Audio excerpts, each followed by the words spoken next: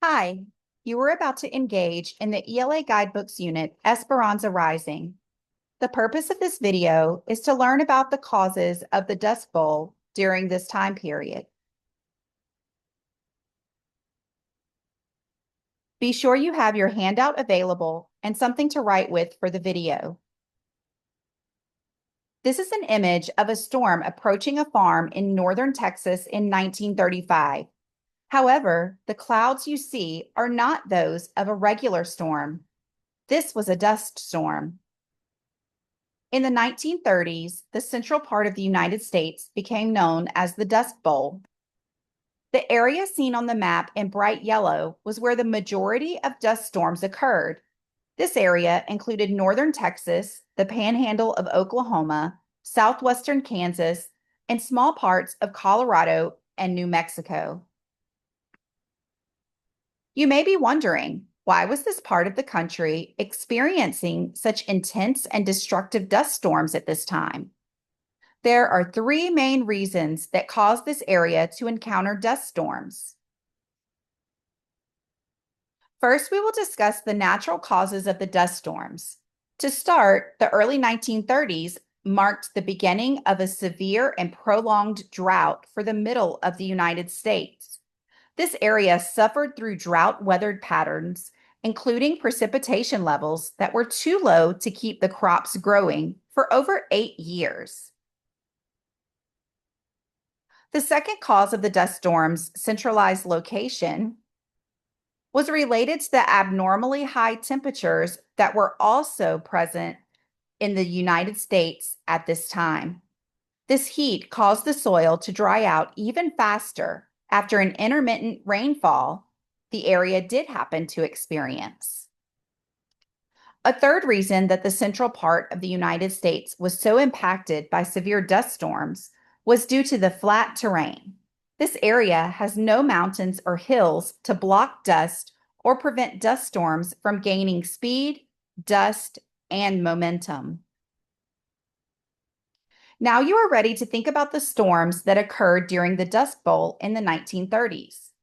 Pause this video to record your answers on your handout at stop sign number 1. Then hit play when you are ready to continue.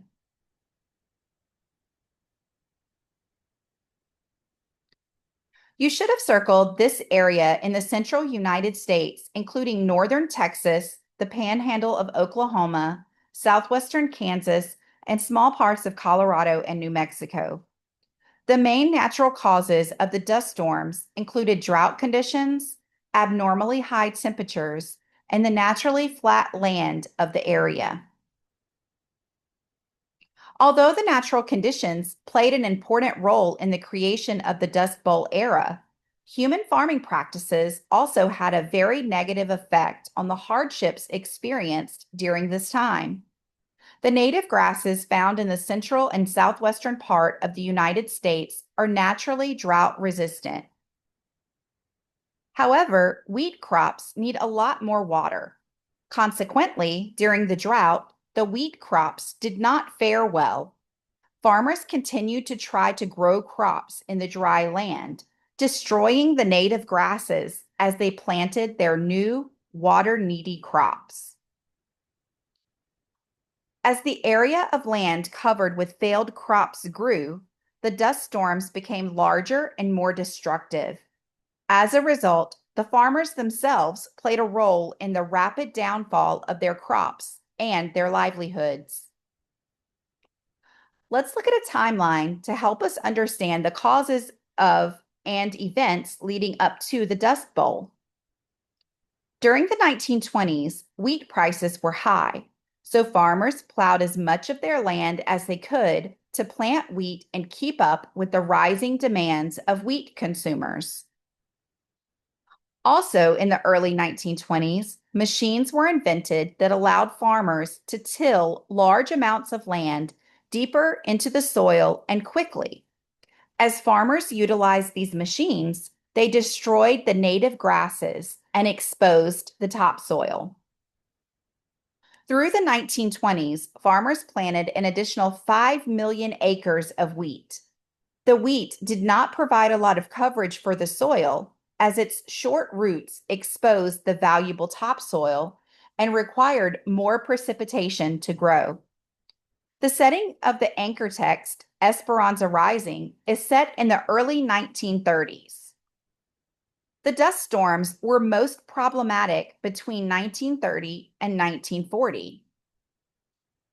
And if that alone wasn't enough of a problem, people living in the United States between 1930 and 1940 also dealt with the Great Depression. Needless to say, we will learn about the many challenges Esperanza faces as we read her story. Now you are ready to think about the impact that farming practices had on the Dust Bowl. Pause this video to record your answers on your handout at the second stop sign. Then hit play when you are ready to continue.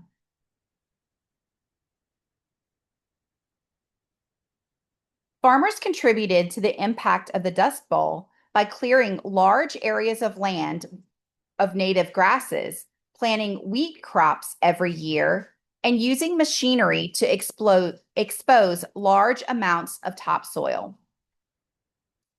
So, what did farmers do when their farms could not grow crops? Many farmers and their families abandoned their farms after years of fruitless crops and moved west.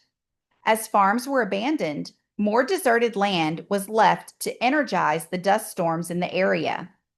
As the land remained barren, more dirt was available to increase the intensity and amount of dust involved in the dust storms. So, when and why did the dust storms stop? In 1939, it began to rain, ending the drought. Farmers also learned more sustainable farming practices that allowed more moisture to stay in the soil. They planted trees along property lines to help stop the wind and dust. They also only farmed a part of their land each year. They left the crops from the year before in other areas. Finally, they began plowing their fields differently, making deeper furrows that followed the contour of the land.